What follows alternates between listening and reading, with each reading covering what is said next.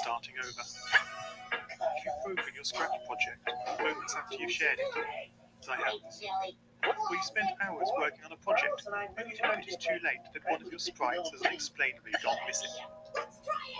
If you've made use of that difficult-to-name thing of thinking within the sensing category, amazingly useful but capable, due to a Scratch bug, leaving you crying as it dumps all your scripts in one big ordered heap.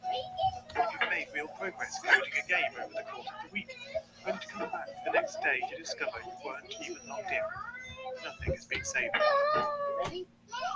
Starting over is harder than starting over. If you're not ready for that, like if you've already had a bad day at school, then what you're about to go through may be too much. Feel free to go away and come back. I'll be here. Alright, thanks for coming with me on this trip. I'll understand if you need to take a break at any point. Just find a safe place to stop. Remember to pause the game by pressing P. On Scratch, you can find loads of remixed and reimagined recreations of existing games. For good reason. George Bernard Shaw said, imitation is not just the sincerest form of flattery, it's the sincerest form of learning. This game is a recreation of a game that came out in 2017 titled Getting Over It Yeetland. That game in turn was a homage to a free game that came out in 2002. Both games involved dragging yourself using a hammer up a mountain assembled from assets and objects sourced from many other games. It seems appropriate then that when trying to recreate Getting Over It in Scratch, we should construct our mountain from the same assets used in literally millions of Scratch projects, the unmistakable contents of the Scratch costume library. Unlike Unity or Unreal, Scratch does not provide you with a built-in physics or 3D rendering engine. There's no state-of-the-art debugger. You can't even port your scripts. We are forced to program old school. Our experience capped 30 frames per second on a 480 by 360 pixel stage. But these very restrictions force us to experiment, to think out of the box, to grow as developers as we become masters of all things Scratch. Let's not forget, what we lack in technology, we make up for in community. This fantastic bunch of budding software engineers, building, learning, creating, playing, remixing, a diverse group of people, the very Scratch assets we now so skillfully attempt to ascend. The act of climbing, in the digital world or in the real world, has certain essential properties that give the game its flavour. No amount of forward progress is guaranteed.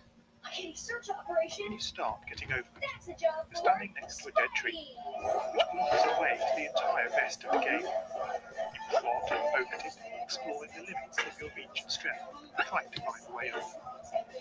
When starting a new Scratch project, that initial blank slate is both refreshing and at times scary. It would be great if we could travel forward in time and review our finished projects to see how well they turned out. I certainly wish we could. Real draw coding, what gives it that special zing, is the challenge of accomplishing something you've never done before.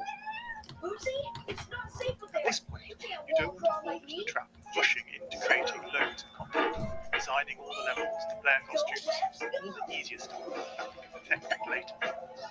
No, before all that, you need to over that tree. That is, understanding the coding difficulties you're expecting to face, try out any ideas to solve them. You may not be able to time travel, but at least this way you can get a good idea of how well your project is likely to go, potentially save yourself a lot of time. This project began life a couple of months ago as 3 simple scripts: layer, hammer, and level. I spent no time on the art, just using ScratchCAD and a few rectangles drawn in a sprite editor. The scripts for the player quickly mocked up in a similar fashion to those I teach on my YouTube channel. With the hammer I had to improvise, because I'd never done anything quite like that before. But boy, did I prod and poke at those scripts. What I had imagined, the results I was achieving, were hard to reconcile. The hammer player sprites would get stuck in the walls and ground, shake and jiggle and clip up to the top of the screen. Worst of all, I tried the bread and butter action of lifting the player up upon the hammer. Any tiny move would throw the player into a crazy up and down motion as if bouncing upon a possessed pogo stick. Things don't always turn out as you want them to, but sometimes it's good to take a break. So, for the time being, I shelved the project. letting it slowly slip down the list of unshared projects, joining the countless multitude of unfinished, unseen projects, or the vast storage archives of MIT. Have you, as you've been playing this game, stopped to wonder how you can balance on a hammer that is held out to one side? It feels quite natural in game, but try it in the real world, and you'll not get your feet off the ground. No, this game is bending the rules of physics. Although I was not actively working on the project, the desire to code the game and solve the initial problems constantly played on my mind. Finally, I decided to give it another go.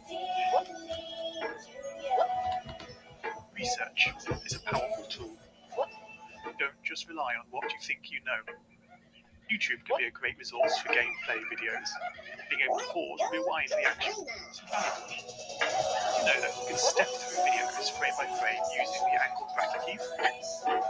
My research helped confirm many thoughts I've been having, and also covered the nuances around mouse movement that had really got me stumped. All this was food for my brain, and I was super fired up to bring it all to scratch. And so, back in Scratch, I completely restructured the player and hammer scripts, bringing the scripts together in a single sprite.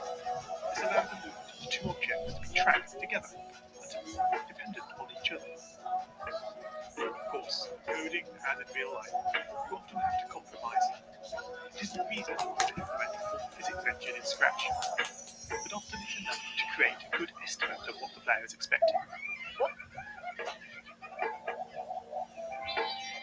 plus 1 is 2. If this wasn't always the case, if sometimes the answer was 3, then we would be in trouble. The addition operator is therefore referred to as deterministic. Similarly, in Scratch, if your player's sprite reports that it isn't touching the level, then you would expect, assuming the player was not moved relative to the level, that this would continue to be the case. As it turns out, the sensing block in Scratch does not behave like this. It can be non-deterministic. This is down to how Scratch draws its sprites. Their size and shape can change very slightly depending where on the screen they are first visualized. This can easily break a carefully crafted platforming script, resulting in sprites becoming trapped, teleporting to the edge of the screen, or worse of all, the game freezing up.